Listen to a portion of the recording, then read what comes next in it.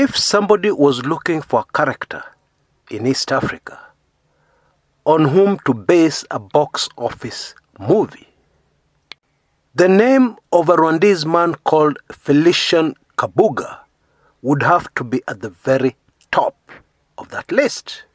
Everything one would need to make a box office hit of a movie is in the life of this man. Love story, tragedy, war, drama, espionage, kila kitu iko. Now we all know that a movie has the good guys and the bad guys. Now here's what would surprise most Kenyans. A vast majority of the bad guys in this movie, apart from the main character of course, would be Kenyans. Oh yes, Kenyans are the most responsible for frustrating justice from getting its hands on Bwana Kabuga for a period of 26 long years. Kenyans have to take most of the credit for that, unfortunately. Now, the end of the road came for Felicien Kabuga on the 16th of May, 2020. That was just a few days ago. That was when the law finally caught up with one of the most wanted men in history. And the drama unfolded in Paris, France. Many nations joined the UN tribunal that has been after this man for decades. Nations like France, the United Kingdom, and Belgium. And it is fascinating how modern technology was used, because the sons of Kabuga, actually sons and daughters, were used to track their dad. Investigators noted that all their phones converged at one particular address, an upmarket suburb, on the northern fringes of Paris. And so they set up surveillance and ultimately made the decision to go in without being sure what they would find. Indeed, one of the investigators is quoted as having said he was not able to sleep the night before the raid. They finally burst in to find a frail 84-year-old man who did not resist in any way as he was arrested. Somehow, the investigation team had a DNA sample from the suspect that was taken from him in 2007 when he was hospitalized somewhere in Germany. And when the news broke that Felicien Kabuga had finally been caught up with, the world was in shock, but also relief. Shock because there are many who had given up that this man would ever be brought to justice.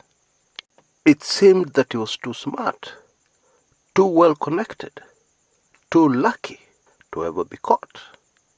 Fascinatingly, in Kenya, somewhere in the rural areas deep in Nyeri, Central Province, a family celebrated and remembered a loved one, a casualty of Felicien Kabuga. This is the family of slain journalist William Mwaura Munuhe. Incidentally, I remember the reported events of January 14th, 2003, as if it was yesterday.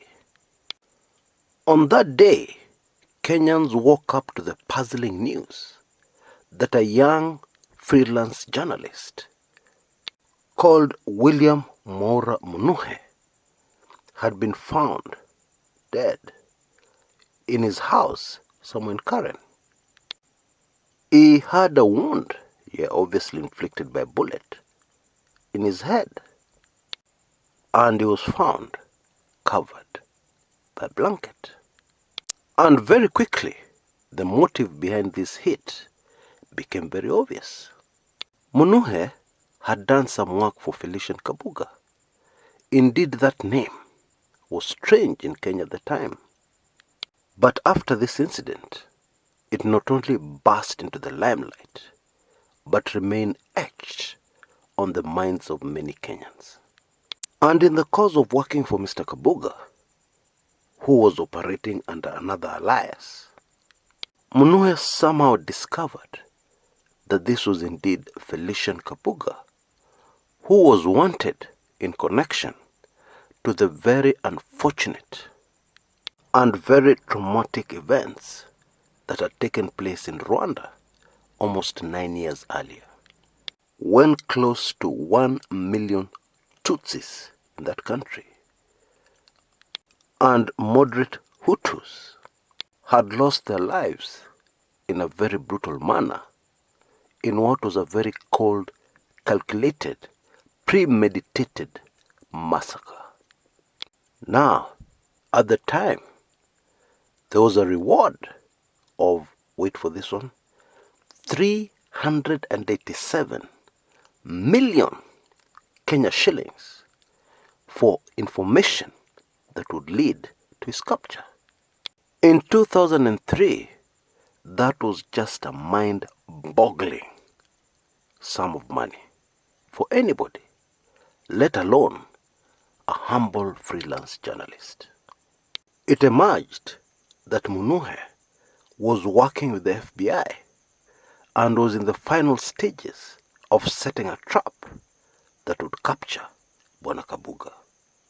And it was obvious that he knew too much, this freelance journalist. So much so that it was not enough for Bwana Kabuga just to get away, but Munuhe had to be eliminated. But this whole saga also pointed to something else extremely disturbing. You see, the famed FBI always play their cards very close to their chests. Not only that, the elaborate plans that had obviously been put into place to capture Kabuga in this instance would tell anybody familiar with these kind of operations that there were very few people in Kenya who even knew what was going on. Only a handful of policemen and very high-ranking officials in government and the National Intelligence Service. Despite this fact, it was obvious that somebody had leaked out the information to Bwana Kabuga that he was about to be captured. And it became obvious that some very powerful people deep inside the government of Kenya were involved when a police spokesperson, Bwana Mwangi King'ori, told Kenyans that it was suspected that Munuhe had committed suicide.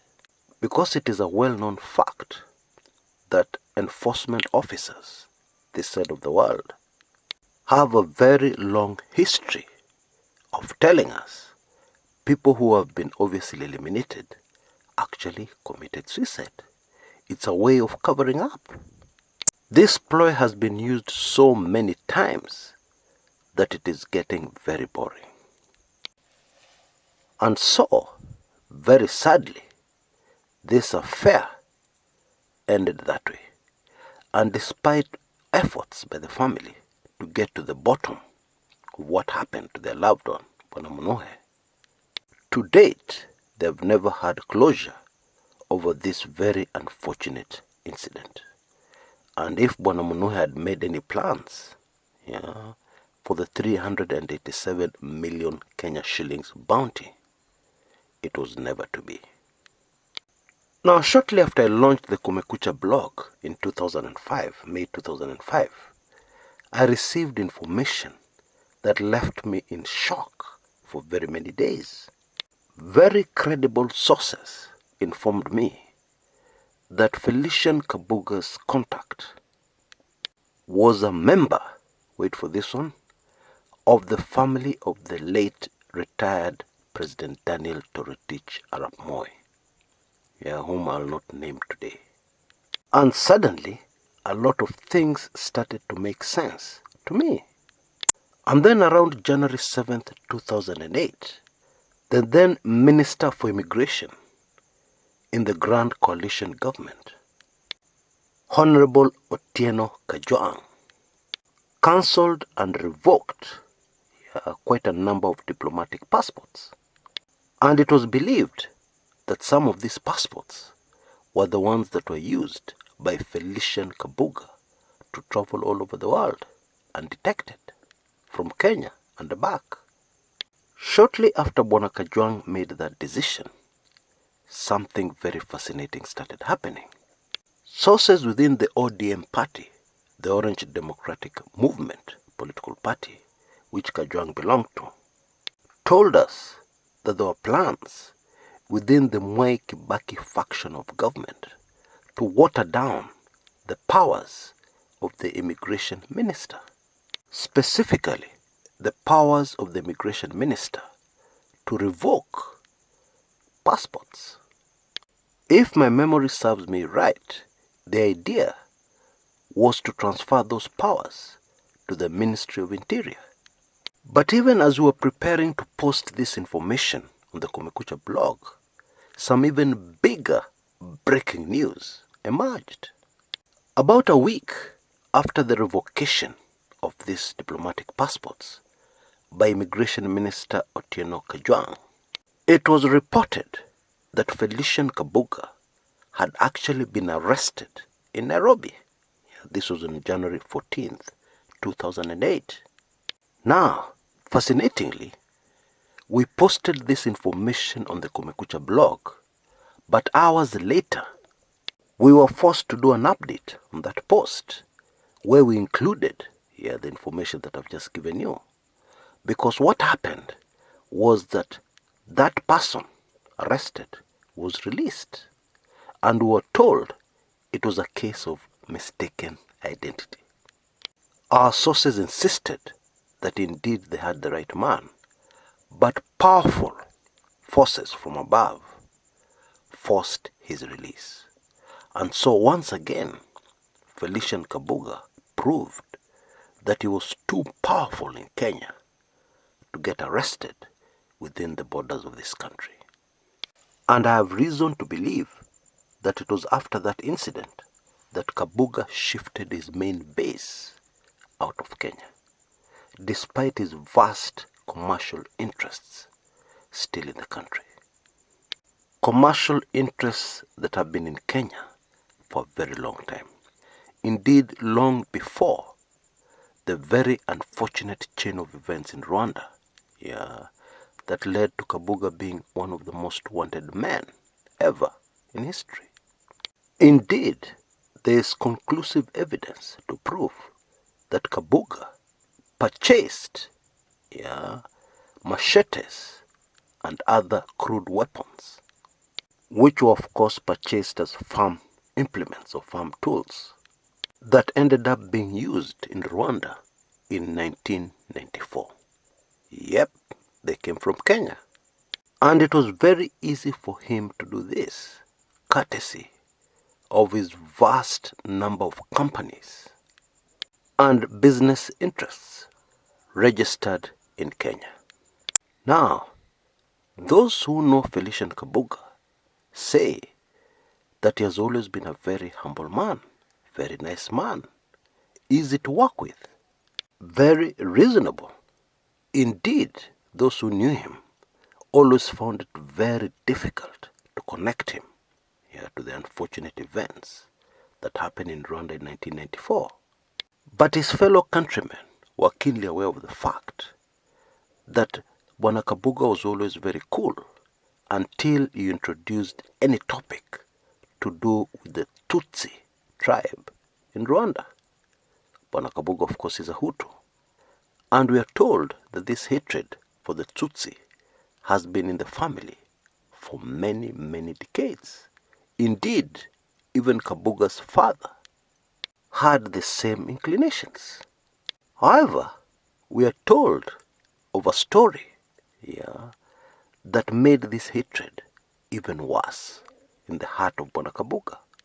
You see, he had a brother called Nyanjombe. Now Nyanjombe fell in love and married a member of the Tutsi tribe, against the will of his father and against his entire family.